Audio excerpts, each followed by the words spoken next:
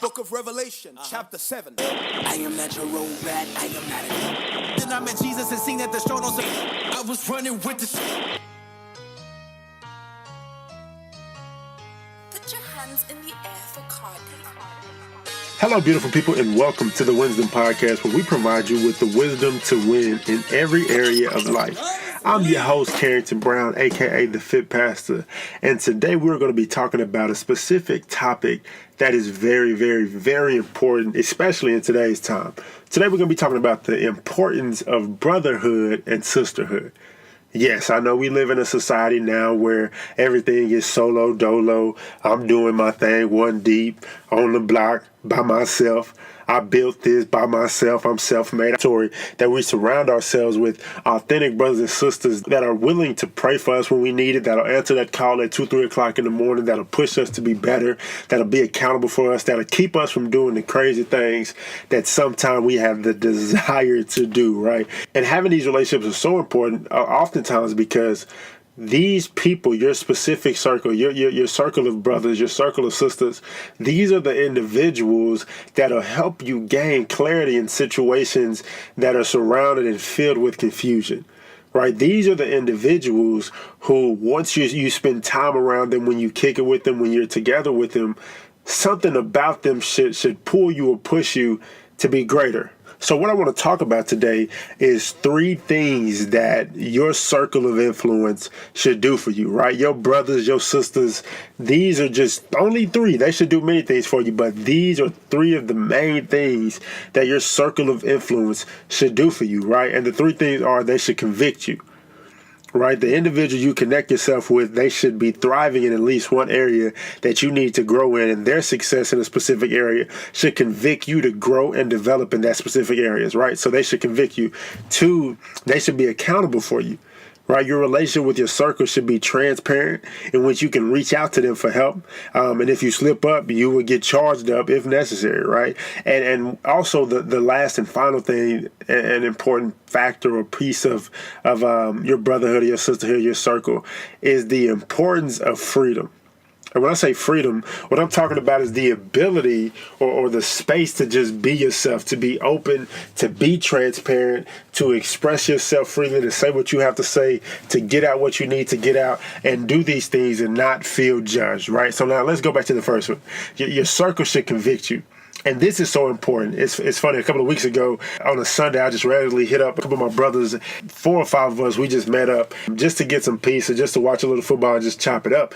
And one thing that I just let them know, because I got a little turned up in the conversation because of some of the topics that we were discussing, I just let them know, the only reason why I hang with the people that I hang with or connect myself with the people that I connect with myself with is because there is something about them that convicts me or inspires me to grow in a specific area, right? And I was with my boy, one of my boys I was with is JD, and me and JD, we went to college together. We've been knowing each other since freshman year of college, played football together, and I let him know, hey, bro, with where I was when we first met, you inspire me to be a man. Like, when I think about my boy JD, I think loyalty, and I think a man. Like, the way that he carries himself, the way that he walks, the way that he talks, the way that he acts just says man to me. And because I wasn't really affirmed as a man growing up, and I really didn't know what a real man looks like because of my lack of examples, when I met JD and I just saw what he did and how he acted in a lot of situations and circumstances, and how responsible he was and how willing to just do and just sacrifice so much for the people he loves, I was like, yo, that's a man. And so I would watch JD and begin to start doing things that JD did because of the conviction that I got as it pertains to being a man, right? I was with my boy West.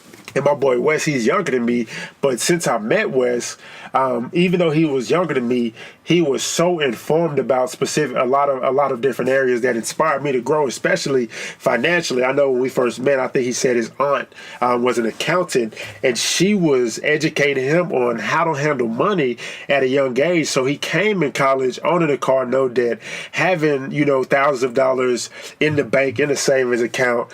spending his money responsibly. Instead of blowing his football checks like most people was, he was taking it, purchasing things that were needed and just saving the rest. So his money management and his financial knowledge that he had, that convicted me. My boy Dozy, a lot of y'all probably know my boy Dozy. Dozy, his desire to only just please God in everything he does, like to really have the mindset and perspective of, I don't care where God sent me or what God calls me to do or what he wants me to stop doing, I'm going to do it because my desire is to please God.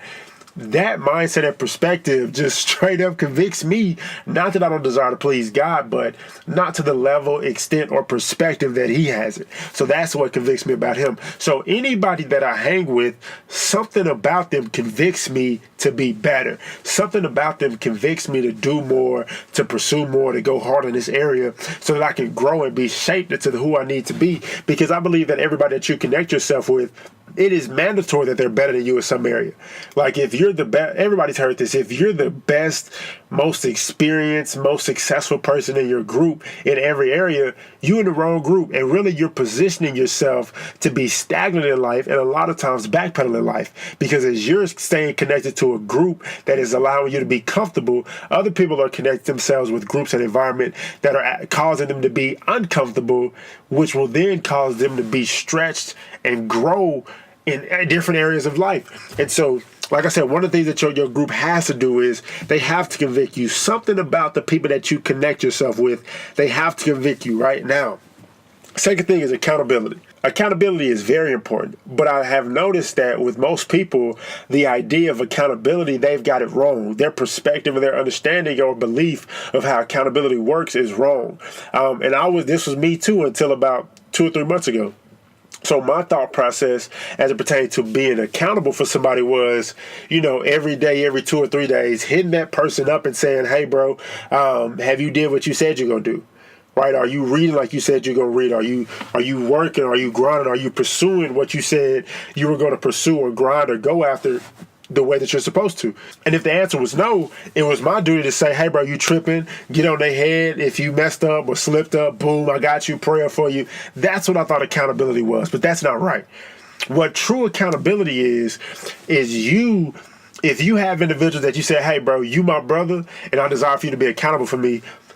True accountability looks like if I do something wrong, if I say I'm going to read a book this week and I don't read that book, if I say I'm going to eat healthy all week and I don't eat healthy all week, if I say I'm going to stop talking to this person, if I say I'm going to stop responding to this, if I say I'm going to stop doing this and I don't stop doing it, accountability looks like me calling one of my brothers and say, hey, bro, I'm tripping. Like I did this, and I wasn't supposed to do.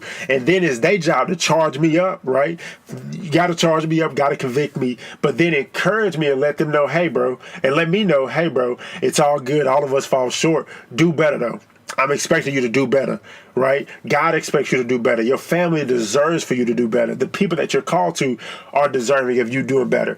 So let's get that clear. First of all, you being accountable for somebody does not look like you contacting them every day to make sure they're doing something. Accountability looks like you knowing what somebody is pursuing or going after, what their goals are, and your relationship with them being so close and transparent to where that if they don't do what they said they're supposed to do, they're going to call you and let you know rather than you reaching out to them.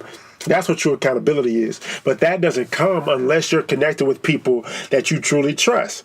Right? So the second thing, once again, you have to be connected with a group of brothers that you are willing to allow them to be accountable for you, right? Like you have to allow people to be accountable for you. And that looks like you being so committed to where you're trying to go in life that you say, you know what, if I don't do what I'm supposed to do, I'm going to tell on myself. And from telling on myself, I'm going to allow my brothers to charge me up or my sisters to charge me up, get me back on the right track, encourage me, and continue to walk with me on this journey of creating the life that I desire and deserve and creating and fulfilling the purpose that I'm called to, right? So the first thing that your group or your circle, your brothers or sisters should be doing for you is they should convict you. There should be at least one thing about them that pulls you or pushes you to be better, right? The second thing is you should allow them to be accountable for you, not them being accountable for you, right? You should allow them to be accountable for you by you telling them what you're pursuing, and when you're not doing right in that area, you go to them and let them know, and then allowing them to cut you up. Diamonds got to get cut. Allowing them to cut you up, grow you, encourage you, and then push you to keep going and keep walking on that path. Now, the last thing, once again, is freedom. And when I say freedom, I'm talking about transparency. Being connected to a phenomenal group of brothers, a phenomenal group of sisters, they should be individuals that you can trust yourself to be 100% naked with. You should be able to bear all, to tell all, to show all, to be you where you are authentically around this group of individuals. You shouldn't have no inclination or desire to be fake around these people. These people should inspire you to trust them and let you know, hey, I got you. I don't care what you're going through, what you're dealing with, what you're facing, what you're battling, what you've gone through, what you've witnessed, what you've experienced in your past. I love you, and I'm here to support you and to help you grow into who you called to be, right? And so in your brotherhood and your sisterhood in that circle, you should be able to be you, whatever that is, wherever you are right now. You should be able to be that true, authentic you right now and get the support that you need from these people to keep going, to keep growing, to keep pushing, to keep developing, to keep allowing yourself to be shaped and groomed into the beautiful individual that you created to be. Like, that's the freedom. That's the freedom. The freedom is in the ability to be open, honest, and transparent about what you are. And the reason why that is so important is because of this. A lot of us are battling addictions. A lot of us are battling struggles. A lot of us are battling just a whole lot of demons and things, and we're doing it by ourselves in the darkness. And I've said on a previous podcast, but one of the greatest revelations that God has ever given me was about the fact that demons thrive in darkness. And so if we don't have ourselves an environment of people that we can be open, honest, and transparent with and share our deepest, darkest secrets and to shine light on these demons that we're allowing to have power over our lives in some way, shape, form, or fashion, then we're going to continue to battle these things, because one of the steps to overcoming any struggle is to share with somebody else and to shine light on that situation and circumstance, right? So it is mandatory for us to be connected with a group of individuals where we are comfortable, right? And I'm not saying, being transparent is always comfortable, but we're comfortable putting ourselves in the uncomfortable place of being transparent, right? So once again, beautiful people, brotherhood, sisterhood, it is very, very, very important. It is very mandatory, right? With the group of people that you're connected to, they have to inspire you in the form of convicting you in some specific way. They have to be willing.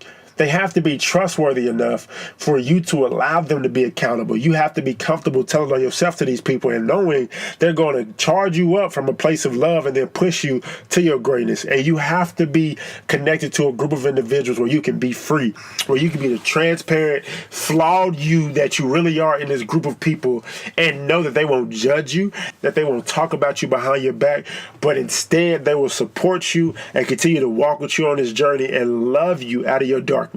It's been too long for us as people to be walking through life by ourselves. We trying to do and be everything that we need for ourselves by ourselves.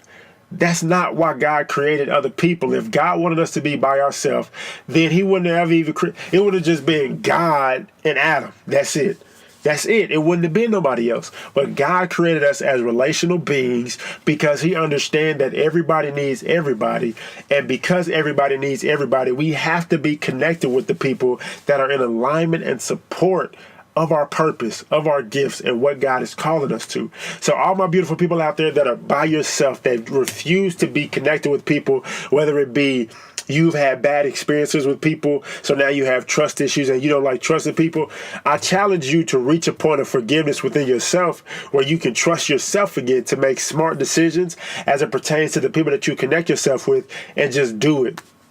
Allow yourself to create authentic relationships with people so that you don't have to fight all of your battles by yourself, but you can have a group of brothers or a group of sisters that love God, that love you, that'll pray for you, that'll fast with you, that'll speak life over you, and that'll most importantly support you and love you through the process and going through this journey of creating the life that you desire and deserve. I hope you beautiful people enjoyed this podcast on today. If it really hit you, do me a favor, like, comment, share. If you haven't already, subscribe so that every Wednesday you can be getting the updates about when I release these podcasts, and you can make sure that you're one of the first to get access to it. Also, if you guys have not taken advantage yet of a free consultation with me. I love doing these podcasts, but I really want to help you guys. And a lot of us, me doing this podcast is not enough. If that's you, if you need more than just the information provided on this podcast, click the link below in the description box that says free 15-minute consultation. And if nothing else, let's do a free 15-minute consultation so that you can get some foundational principles and tools to help you deal with whatever it is that you're facing, get the understanding and clarity where there's confusion, and really begin to apply the necessary disciplines, perspectives, and tools of creating the life that you desire for yourself and that you deserve for yourself. All right. Thank you once again for checking out this podcast. Like, share, comment, subscribe if you haven't already. And I look forward to speaking with you guys on next week's episode of the WINsdom Podcast. Until then, peace and blessings.